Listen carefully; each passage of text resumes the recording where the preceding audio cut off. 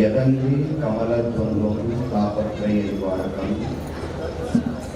ಶಾಂತೇಕ ಪದದಂ ದೇವಂ ಸಿದ್ಧಾಯ ಸಿದ್ಧ ಗುರುವಲ್ಯನೇ ಬದ್ಧರನ್ನು ಕಾಪಾಡು ಶುದ್ಧಮತಿ ಇದ್ದು ಸಿದ್ಧಾಂತ ಅರಹುತ್ತ ಉದ್ಧಾರಣೆ ಮಾಡುವ ಕೃಪೆಯಿಂದ ಪರಶಿವನ ದಿವ್ಯಾವತಾರಿ ಅನಂತ ಲೀಲಾ ಪುರುಷ ಕಲಿಯುಗದ ಕಾಮಧೇನು ಸಚ್ಚಿದಾನಂದ ಸಮರ್ಥ ಸದ್ಗುರು ಸಿದ್ಧಾರೂಢ ಅಪ್ಪಂಗಳವರ ದಿವ್ಯ ಶ್ರೀಪಾದಗಳಲ್ಲಿ ಕೋಟಿ ಕೋಟಿ ಸಾಷ್ಟಾಂಗ ನಮಸ್ಕಾರಗಳನ್ನು ಸಮರ್ಪಣೆ ಮಾಡಿ ಮೌನ ಮಹಾಯೋಗಿ ಶುಭಾವತಾರಿ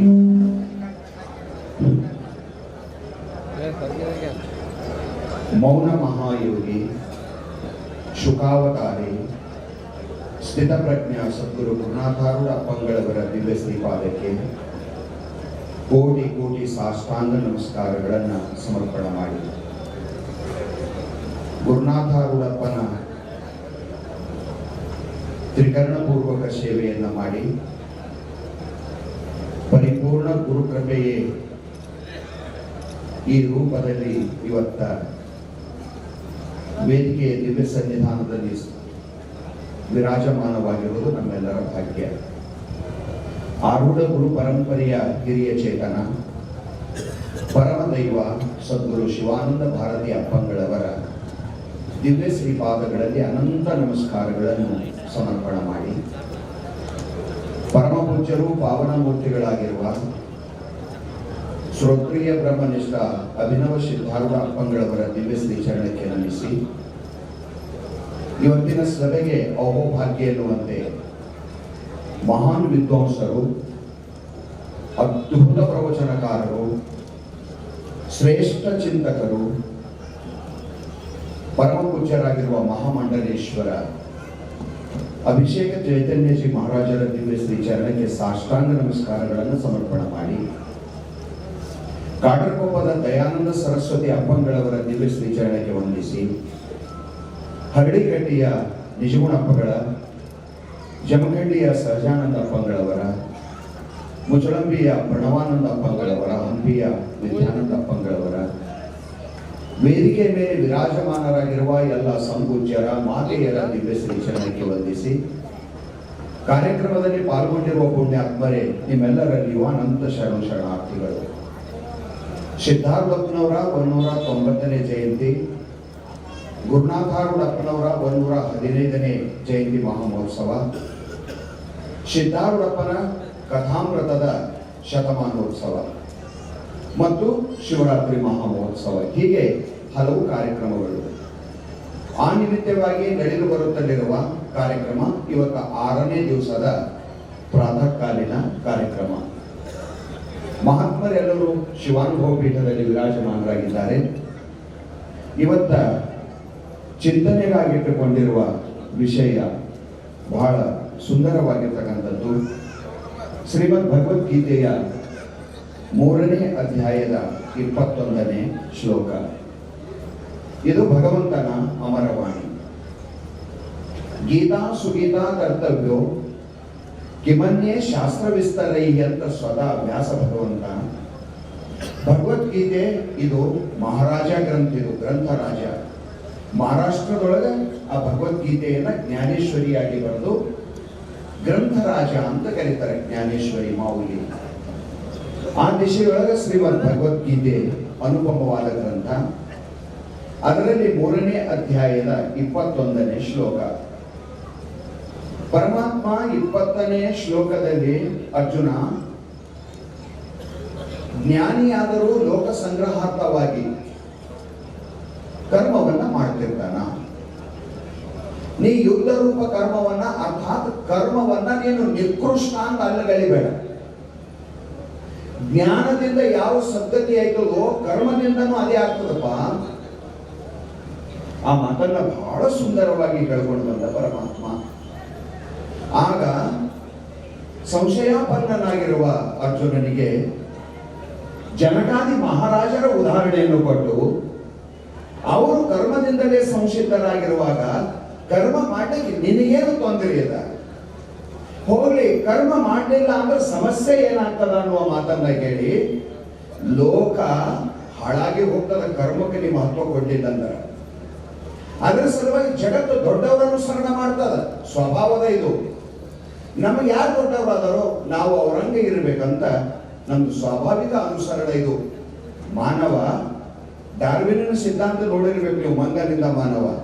ಅದು ಮಂಗೆ ಹಮೇಶ ಅನುಸರಣೆ ಮಾಡ್ತಾರೆ. ನಮ್ಮ ಪೂರ್ವಜ ಮಂಗ ಇದ್ದ ಸಲುವಾಗಿ ಅನುಸರಣ ನಮ್ಮೆಲ್ಲರಿಗೂ ಅದು ಗುಣ ಅದ. ಅದರ ಸಲುವಾಗಿ ಅನುಸರಣೆ ಮಾಡುವುದು ನಮ್ಮ ಸ್ವಭಾವವಾಗಿರುವುದರಿಂದ ಹೇಳ್ತಾ ಇದ್ದಾರ. ಶ್ರೇಷ್ಠರಾಗಿರ್ತಕ್ಕಂಥವರ ಆಚಾರ್ಯರ ತಮಗೆ ಗುರುವಾಗಿರ್ತಕ್ಕಂಥವ್ರು ಅವ್ರು ಯಾವ ದಾರಿಯೊಳಗೆ ನಡೀತಾರೋ ಆ ದಾರಿಯೊಳಗೆ ನಡೆಯುವುದು ಆ ಪರಂಪರೆನೇ ಹಾಗೆ ನಡೆದು ಬರ್ತಾರೆ.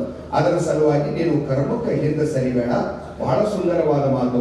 ಯತ್ಯದಾಚರತಿ ಶ್ರೇಷ್ಠ ತಸ್ತದೇ ವಿತರೋ ಜನಃ ಸ ಯತ್ ಪ್ರಮಾಣಂ ಕುರುತೆ ಲೋಕಸ್ಥನು ವರ್ತತೆ ಅನ್ನುವ ಮಾತು ಅದ್ಭುತ. ಇವತ್ತಿ ಮಾತು ಕೇಳುವುದೆಂದು ದೊಡ್ಡ ಭಾಗ್ಯ. ಆರಂಭದಲ್ಲಿ ಜಮಖಂಡಿಯ ಪೂಜ್ಯರಾಗಿರುವ ಕೃಷ್ಣಾನಂದ ಅವಧೂತರು ಬಹಳ ದೊಡ್ಡ ವಿದ್ಯಾವಂತರು.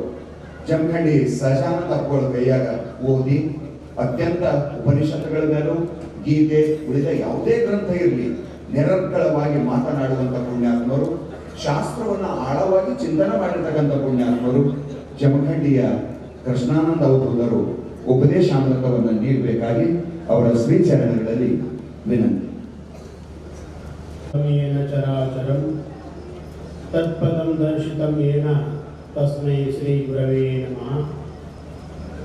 ಈಶಾನಃ ಸರ್ವವಿದ್ಯಾನಾಂ ಜಗದಾದಿಗುರುಶ್ವಃ ಸದಾಶಿವ ಸಮಾರಂಭಾಂ ಶಂಕರಾಚಾರ್ಯ ಮಧ್ಯಮಾಂ ಅಸ್ಮದಾಚಾರ್ಯ ಪರ್ಯಂತಾಂ ವಂದೇ ಗುರು ಪರಂಪರಾಂ. ಜಗದಾದಿ ಜಗದ್ಗುರು ಸಿದ್ಧಾರೂಢರನ್ನು ಹಾಗೂ ಜಗದ್ಗುರು ಮೌನಯೋಗಿ ಗುರುನಾಥಾರೂಢರನ್ನು ಹೃದಯಾರಂಭದಲ್ಲಿ ಧ್ಯಾನಿಸುತ್ತಾ,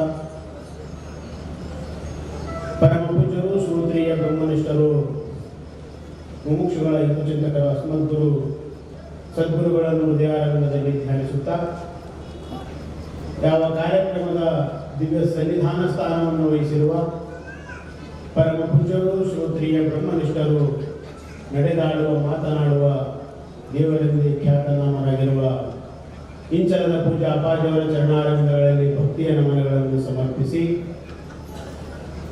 ಹಾಗೂ ಪರಮ ಪೂಜ್ಯರು ಶ್ರೋತ್ರಿಯ ಬ್ರಹ್ಮನಿಷ್ಠರು ಮಹಾಮಂಡಲೇಶ್ವರರಾಗಿರ್ತಕ್ಕಂಥ ಸದ್ಗುರು ಜಗದ್ಗುರು ಅಭಿಷೇಕ ಚೈತನ್ಯ ಮಹಾರಾಜರವರ ಚರಣಾರವಿಂದಗಳಲ್ಲಿ ಭಕ್ತಿಯ ನಮನಗಳನ್ನು ಸಮರ್ಪಿಸಿ, ಹಾಗೂ ಪರಮ ಪೂಜ್ಯರು ಶ್ರೋತ್ರಿಯ ಬ್ರಹ್ಮನಿಷ್ಠರಾಗಿರುವ ಶಾಂತಾಶ್ರಮ ಹಾಗೂ ಷಣ್ಮುಖಾರೂಢ ಮಠದ ಪೀಠಾಧೀಶರಾಗಿರ್ತಕ್ಕಂಥ ಸದ್ಗುರು ಅಭಿನವ ಸಿದ್ಧಾರೂಢ ಮಹಾಸ್ವಾಮೀಜಿಯವರ ಚರಣಾರವಿಂದಗಳಲ್ಲಿ ನಮಸ್ಕರಿಸಿ,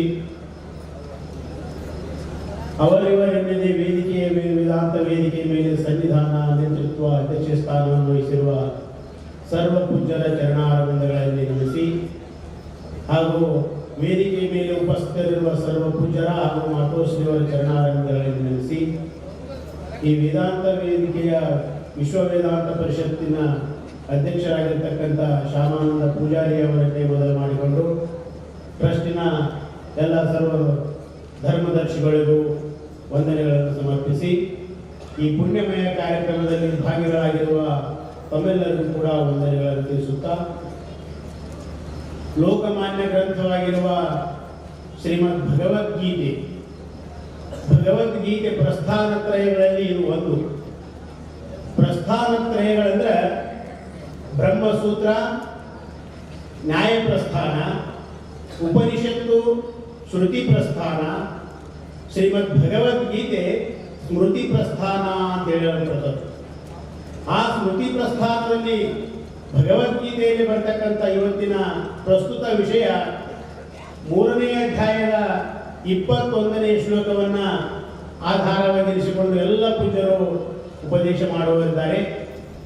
ಅದು ಯಾವುದು ಅಂತ ಕೇಳಿದ್ರೆ, ಯದ್ಯದಾಚರತಿ ಶ್ರೇಷ್ಠ ತತ್ತದೇವೇ ತರೋ ಜನಾಃ ಸಯತ್ ಪ್ರಮಾಣಂ ಕುರುತೆ ಲೋಕಸ್ತದನು ವರ್ತತೆ ಅಂತಕ್ಕಂಥ ಶ್ಲೋಕ.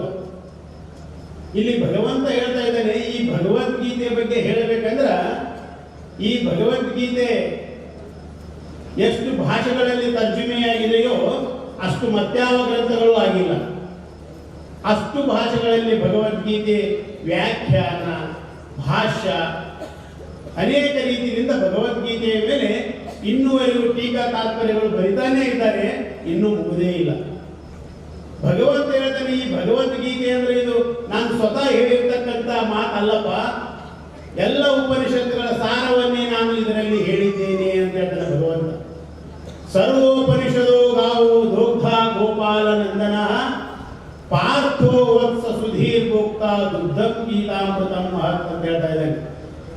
ಎಲ್ಲ ಉಪನಿಷತ್ತುಗಳನ್ನೇ ಗೋಗಳನ್ನಾಗಿ ಮಾಡಿ, ಪಾರ್ಥೋ ವತ್ಸ ಅರ್ಜುನನನ್ನೇ ಕರುವನ್ನಾಗಿ ಮಾಡಿ, ದೋಗ್ಧ ಗೋಪಾಲನಂದನ ಅಂದ್ರೆ ಆ ಭಗವಂತ ಕೃಷ್ಣನೇ ಹಾಲು ಕರೆಯುವವನಾಗಿ ಆ ಹಾಲನ್ನ ಹಿಂಡಿಟ್ಟಿರ್ತಕ್ಕಂಥ ಪಾತ್ರ ಯಾವುದಂದ್ರೆ ಅದು ಭಗವದ್ಗೀತೆ. ದುಗ್ಧಂ ಗೀತಾಮೃತಂ, ಗೀತಾ ಅಂತಕ್ಕಂಥ ಅಮೃತ ಐತಲ್ಲ, ಇದು ಹಾಲೈತಿ. ಇದನ್ನ ಯಾರು ಸೇವನೆ ಮಾಡ್ತಾರಂದ್ರೆ ಸುಧೀರ್ ಭೋಕ್ತ, ಜ್ಞಾನಿಗಳಾಗಿರ್ತಕ್ಕಂಥವರು, ಬಲ್ಲವರಾಗಿರ್ತಕ್ಕಂಥವರು ಇದನ್ನು ಸೇವನೆ ಮಾಡ್ತಾರೆ ಅಂತ ಹೇಳಿದ್ದಾನೆ ಭಗವಂತ. ಇವತ್ತಿನ ವಿಷಯ ಯದ್ಯದಾಚರತಿ ಶ್ರೇಷ್ಠ ಶ್ರೇಷ್ಠ ಯದ್ಯತ್ ಆಚರತಿ ಇತರೇ ಜನ ತತ್ತತ್ ಅನುಸರತಿ.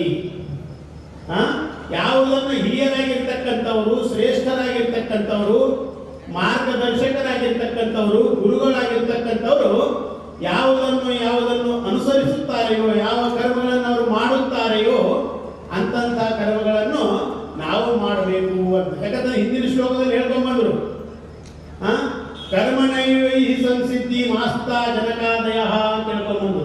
ಜನಕ ಮೊದಲಾದಂಥವರು ಆ ಕರ್ಮಗಳನ್ನೇ ಮಾಡಿ ಸಂಸಿದ್ಧಿ ಅನ್ನೋದ್ರೆ ಅಂತಃಕರಣವನ್ನ ಪವಿತ್ರ ಮಾಡಿಕೊಂಡಿದ್ದಾರೆ ಅಂತ ಹೇಳಲ್ಪಟ್ಟು. ಯಾಕಂದ್ರೆ ಮನುಷ್ಯನನ್ನ ಪವಿತ್ರಗೊಳಿಸ್ತಕ್ಕಂಥವು 3 ವಸ್ತುಗಳದಾವು. ಅದನ್ನೇ ಭಗವಂತ ಗೀತೆಯಲ್ಲಿ ಹೇಳ್ತಾನ, ಯಜ್ಞದಾನ ತಪಃಕರ್ಮ ನತ್ಯಾಜ್ಯಂ ಕಾರ್ಯಮೇವ ತತ್ ಯಜ್ಞೋದಾನ ತಪಶ್ಚೈವ ಪಾವನಾನಿ ಮನೀಷಿಣಾಂ ಅಂತ ಹೇಳಿದ್ದಾನೆ. ಮನುಷ್ಯನನ್ನ ಪವಿತ್ರ ಮಾಡ್ತಕ್ಕಂಥವು 3 ವಸ್ತುಗಳದಾವು. ಯಾವ ಅಂದ್ರೆ ಯಜ್ಞ, ದಾನ ಮತ್ತು ಕರ್ಮ. ಇವು 3ಗಳನ್ನ ಬಿಡಬಾರದು. ಯಾಕಂದ್ರೆ ಮಾರ್ಗದರ್ಶಕರಾಗಿರ್ತಕ್ಕಂಥವರನ್ನ ಇತರೇ ಜನ ಅಂದ್ರೆ ಇನ್ನುಳಿದಂಥವರು ಅದನ್ನು ಅನುಸರಿಸ್ತಾರೆ. ಅವರು ಆದ್ದರಿಂದ ಅವರು ಒಳ್ಳೆಯ ರೀತಿಯಿಂದ ಏನೇನು ಅನುಸರಣೆ ಮಾಡ್ತಾರೋ ಅದನ್ನು ಅವರು ಅನುಸರಿಸ್ತಾರೆ ಇನ್ನುಳಿದವರು. ಈಗ ನೋಡಿ, ಸಾಮಾನ್ಯವಾಗಿ ಮನೆಯೊಳಗ ದೇವರ ಗುಡಿಗೆ ನೀವು ನಿಮ್ಮ ಮಕ್ಕಳನ್ನು ಕರ್ಕೊಂಡು ಹೋಗ್ರಿ, ಸಣ್ಣ ಮಕ್ಕಳನ್ನು ಕರ್ಕೊಂಡೋಗ್ರಿ, ದೇವರಿಗೆ ಆಗಲಿ ಅಥವಾ ಗುರುಗಳಿಗೆ ಆಗಲಿ ನಮಸ್ಕಾರ ಮಾಡಕ್ ಹೇಳ್ರಿ. ನೀವು ದೂರಿಂದ ಕೈ ಹೆಚ್ಚಿ ನಮಸ್ಕಾರ ಮಾಡ್ರಿ, ಮಕ್ಕಳಿಗೆ ಹಣೆ ಹೆಚ್ಚಿ ನಮಸ್ಕಾರ ಮಾಡಂತ ಹೇಳಿ ಮಾಡ್ತಾರಂದ್ರೆ ಮಾಡಿದ್ರು. ಮಕ್ಕಳು ಏನ್ ಮಾಡ್ತಾವಂದ್ರೆ ನೀವು ಹೇಳಿದಂಗೆ ಕೇಳಂಗಿಲ್ಲ, ನೀವು ಮಾಡಿದಂಗೆ ಮಾಡ್ತಾರೆ. ಹೌದಿಲ್ಲ? ಆದ್ದರಿಂದ ನಾವು ಮನೆಯ ಹಿರಿಯರಾಗಿರ್ಲಿ, ಗುರುಗಳಾಗಿರ್ಲಿ, ಮಾರ್ಗದರ್ಶಕರಾಗಿರ್ಲಿ, ಮುನ್ನಡೆತಕ್ಕಂಥವ್ರು ಏನು ಅದಾರಲ್ಲ, ಅವ್ರು ಏನ್ ಮಾಡ್ಬೇಕಂದ್ರೆ ಬಹಳ ಎಚ್ಚರಿಕೆಯಿಂದ ಇರಬೇಕು. ಅವರನ್ನ ಇತರೆ ಜನರು ಇನ್ನುಳಿದಂಥವ್ರು ಅನುಸರಿಸ್ತಾ ಇದ್ದಾರೆ. ಆದ್ದರಿಂದ ನಾವು ಏನ್ ಮಾಡ್ಬೇಕಂದ್ರೆ, ಆದ್ದರಿಂದ ಮಹಾತ್ಮರಾಗಿರ್ತಕ್ಕಂಥವ್ರು ಯಾವಾಗಲೂ ಅವರು ಯೋಗ್ಯ ರೀತಿಯಿಂದನೇ ಬಹಳಷ್ಟು ಎಚ್ಚರಿಕೆಯಿಂದನೇ ಅವರು ಕಾರ್ಯಗಳನ್ನು ಮಾಡ್ತಾ ಇರ್ತಾರೆ. ಈಗ ಸಾಮಾನ್ಯ ಜನರು ಯಾರು ಏನು ಮಾಡಿದ್ರು ಅವ್ರ ಕಡೆ ಲಕ್ಷ್ಯ ಇರಂಗಿಲ್ಲ. ಆಗ ಮುನ್ನಡೆತಕ್ಕಂಥವ್ರು, ಶ್ರೇಷ್ಠರಾಗಿರ್ತಕ್ಕಂಥವ್ರು, ಜ್ಞಾನಿಗಳು, ಮಹಾತ್ಮರು ಏನಾದ್ರೂ ಅವ್ರು 1000 ಒಳ್ಳೇದು ಮಾಡಿರ್ಲಿ, 1000 ಒಳ್ಳೆ ಕೆಲಸ ಮಾಡಿರ್ಲಿ, ಒಂದು ತಪ್ಪು ಕೆಲಸ ಮಾಡಿದ್ರೆ ಹಿಂಗ್ ಮಾಡಬಾರ್ದಾಗಿತ್ತು ಅಂತ. ಸಾಮಾನ್ಯ ಮನುಷ್ಯರು 1000 ತಪ್ಪು ಮಾಡಲಿ, ಅವ್ರಿಗೆ ಯಾರು ಏನು ಅನ್ನೋದಿಲ್ಲ, ನಡೀತಾ ಬಿಡು ಲೋಕದಲ್ಲಿ ಅಂತಾರೆ. ಆದ್ದರಿಂದ ಅವರು ಮಹಾತ್ಮರು ಅಂತ ಅವ್ರಿಗೆ ಯಾಕಂತಾರ ಅಂತ, ಶ್ರೇಷ್ಠರಂತ ಯಾಕಂತಾರಂದ್ರ ಅವರು ಏನ್ ಮಾಡ್ತಾರಂದ್ರ ಮನಸ್ಸೇಕಂ ವಚಸ್ಸೇಕಂ ಕರ್ಮಣ್ಯೇಕಂ ಮಹಾತ್ಮನಃ ಅಂತಾರೆ. ಅವರು ವಿಚಾರ ಮಾಡ್ತಾರೆ. ಮೊದಲ ಯಾವುದೇ ಕಾರ್ಯವನ್ನು ಮಾಡೋದಕ್ಕಿಂತ ಮೊದಲು ಮನಸ್ಸಿನಲ್ಲಿ ವಿಚಾರ ಮಾಡಿ ಅದರಂತೆ ನುಡಿತಾ ಇದ್ದಾರೆ, ನುಡಿದಂತೆ ನಡೀತಾ ಇದ್ದಾರೆ. ಆದ್ದರಿಂದ ನುಡಿದಂತೆ ನಡೆದರೆ ಇದೇ ಜನ್ಮವೇ ಕಡೆ ಅಂತ ಹೇಳಿದ್ದಾರೆ. ಜಗದ್ಗುರು ಸಿದ್ಧಾರೂಢರು ಬಹಳಷ್ಟು ಹೇಳಿಲ್ಲ, ಅವರು ನಡೆದು ತೋರಿಸ್ತಕ್ಕಂಥ ವಿಶ್ವಯೋಗಿ ಅಂತ ಹೇಳ್ತಾರೆ ಜಗದ್ಗುರು ಸಿದ್ಧಾರೂಢರು.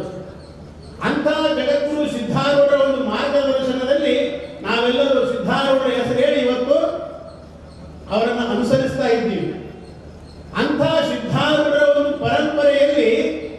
ಅನೇಕ ಮಹಾತ್ಮರು ಕೂಡ ಇವತ್ತು ಏನೇನು ಅವರು ಅನುಸರಿಸ್ತಾರೋ ಅದನ್ನು ಇತರೆ ಸಾಮಾನ್ಯ ಜನರು ಕೂಡ ಅದನ್ನ ಅನುಸರಿಸ್ತಾ ಇದ್ದಾರೆ. ಒಂದ್ಸಲ ಏನಾಗಿತ್ತು ಅಂದ್ರೆ ಸ್ವಾಮಿ ವಿವೇಕಾನಂದರ ಗುರುಗಳು ರಾಮಕೃಷ್ಣ ಪರಮಹಂಸರು ಅವರು ಈ ಹೆಂಗ ಸಭಾ ನಡೀತದಲ್ಲ, ಸ್ವಾಧ್ಯಾಯ ನಡೀತದ ಹಂಗ ಶಾಸ್ತ್ರ ಹೇಳ್ತಾ ಇದ್ರು. ಆ ಸಮಯದಲ್ಲಿ ಒಬ್ಬ ತಾಯಿ ತನ್ನ ಮಗುವನ್ನು ಕರ್ಕೊಂಡು ಬಂದು ಪ್ರವಚನ ಮುಗಿದ ನಂತರ ಗುರುಗಳಿಗೆ ನಮಸ್ಕಾರ ಮಾಡಿ, ಗುರುಗಳೇ ನನ್ನ ಮಗ ಬೆಲ್ಲ ಬಾಳ ತಿಂತಾನ, ಸ್ವಲ್ಪ ಬೆಲ್ಲ ತಿನ್ಬಾಡ ಅಂತ ಹೇಳ್ರಿ ಅಂತ ಹೇಳಿದ್ರು. ಅವಾಗ ಅವ್ರ ಗುರುಗಳಂದ್ರು ಮುಂದಿನ ಭಾನುವಾರ ಬಾರಮ್ಮ ಅಂತ ಹೇಳಿದ್ರು. ಒಂದ್ 8 ದಿವಸ ಟೈಮ್ ತಗೊಂಡ್ರು. ಅವಾಗ ಮತ್ತೆ ಗುರುಗಳು ಹೇಳಿದ್ರೆ ಆಯ್ತಂತೆ. ಮುಂದಿನ ಭಾನುವಾರ ತಾಯಿ ಬಂದು ಮಗನ ಕರ್ಕೊಂಡು ಬಂದು ಅವಾಗ ತಾಯಿಗೆ ಮತ್ತ ಗುರುಗಳು ನಮಸ್ಕಾರ ಮಾಡಿ ಹೇಳಿದ್ರು, ನಮ್ಮ ಮಗ ಬೆಲ್ಲ ಬಾಳ ತಿಂತಾನ್ರಿ, ಸ್ವಲ್ಪ ತಿನ್ಬಾಡ ಅಂತ ಹೇಳ್ರಿ ಅಂತ ಗುರುಗಳಿಗೆ ಹೇಳಿದ್ಕೊಳ್ಳಿ.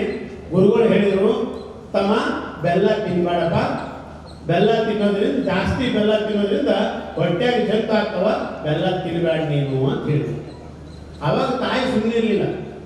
ಅಲ್ರಿ ಗುರುಗಳೇ, ಇಷ್ಟೇ 2 ಮಾತು ಹೇಳಾಕ 1 ವಾರ ಸಮಯ ತಗೊಂಡಿಲ್ಲ, ನಾವು ಯಾಕ ಅಂತ ಕೇಳಿದ್ರು. ಅವಾಗ ರಾಮಕೃಷ್ಣ ಪರಮಹಂಸರು ಹೇಳ್ತಾರ, ತಾಯಿ ನಾನು ಮೊದಲೇ ಬೆಲ್ಲ ತಿಂತಿದ್ದೆ, ನಾನು ಕೂಡ ಮೊದಲು ಬೆಲ್ಲ ತಿಂತಿದ್ದೆ.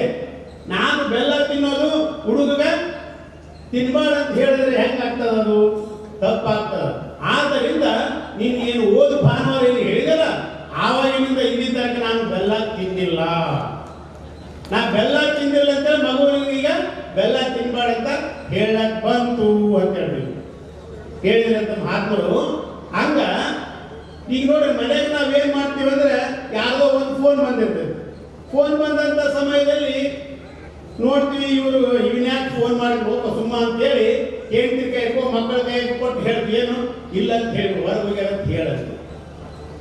ಏನ್ ಹೇಳಿದ್ರಲ್ಲಿ ಸುಳ್ಳು ಹೇಳಿದ. ಆದ್ರೆ ಮನೆಗೆ ಏನ್ ಹೇಳೋದು, ಸುಳ್ಳು ಹೇಳಬಾರ್ದು ಅಂತ ಮಕ್ಕಳಿಗೆ ಹೇಳಿದ್ರ ಅವ್ರು ಹೇಳ್ತಾರೆ, ನಾವು ಏನನ್ನ ಅನುಸರಣೆ ಮಾಡ್ತೀವೋ, ಯಾವ ರೀತಿಯಾಗಿ ನಾವು ನಡೀತೀವೋ ಆ ರೀತಿಯಾಗಿ ಮನೆಯ ಇತರರೆಲ್ಲರೂ ನಡೀತಾರೋ ಹಂಗ ಮಾರ್ಗದರ್ಶಕರಾಗಿರ್ತಕ್ಕಂಥವ್ರು, ಗುರುಗಳಾಗಿರ್ತಕ್ಕಂಥವ್ರು ಯಾವುದನ್ನು ಅನುಸರಿಸ್ತಾರೋ ಇತರ ಜನರು ಕೂಡ ಅದನ್ನೇ ಅನುಸರಿಸ್ತಾರೆ ಅಂತ ತಿಳ್ಕೊಂಡು ಈಗ ದಿನ ವಿಷಯ ಇದೆ. ಯಾಕಂದ್ರೆ ಮಹಾತ್ಮರು ಬಹಳ ಇದ್ದಾರೆ. ಗುರುಗಳ ಜಗದ್ಗುರುಗಳ ಒಂದು ಸೇವೆ ಅಂತ ತಿಳ್ಕೊಂಡು ನಾವು 2 ಮಾತಿಗೆ ವಿವರ ಮಾಡ್ತಾ ಇರುವಂಥದ್ದು ಸರ್.